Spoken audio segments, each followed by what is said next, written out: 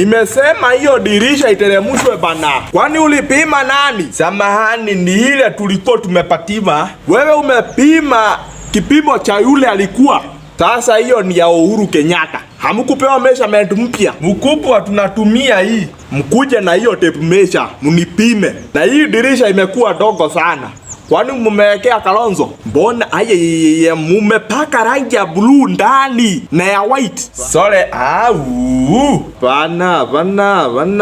Haye mmepaka rangi ya blue na white? Hapana. Msiweke rangi Azimio. Sore unajua blue inaambatana na the sky. Hiyo hatuwezi kubali. Hapana. No, usipake rangi ya blue. Umepaka rangi ya blue mpaka ukaongeza nyota. Ni vile tuliona hii white iko plain. Unajua blue inaambatana na the sky. Na hapa nilisema mweke verse ya Biblia. Nani aliandika pale? Nani aliandika inawezekana hapa? Tuliona hii kazi tunafanya inawezekana. Kufanya renovation. Hiyo inawezekana mtoe. Mtafute verse ya Biblia inataja kazi kwanza ama wilbaro. Hapo hatujawahi sikia, hatujasoma Biblia. Hata afadhali muandike ile verse nasema Daudi akasema nilikuwa kijana, sasa mimi mzee. Na sijawahi ona mwenye haki wala watoto wake kufanya nini? Kuomba loan. Kufanya nini? Kuomba wapite mtihani. Hapana. Yaani hamjui hiyo basi. Hapo hatujui. Kufanya nini?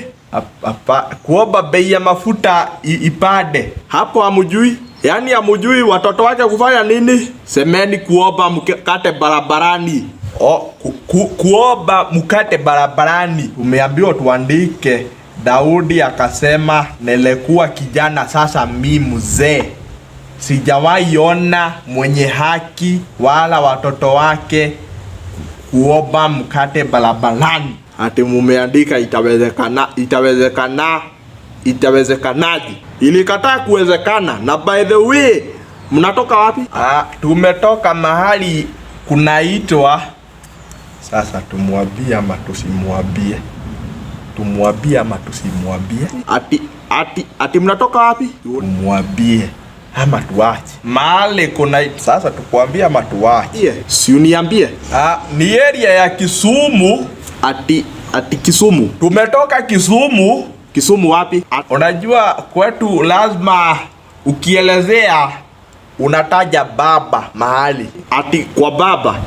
Baba ya nani? Unaona ukitoka kwa Raila ni hapo Bondo. Ati Raila. Sasa unaona ukipita kwa Raila Bondo, hapo Bondo.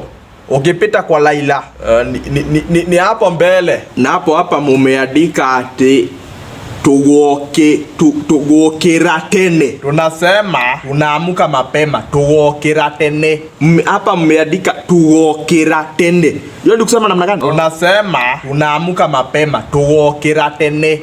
Hiyo unaamka mapema. Hiyo ni mzuri. Kazi ni kazi. Wilbaro. Mimi ni mfanya kazi hapa State House. Tunafanya renovation. Jetagwo Kamotho wa Thafedi.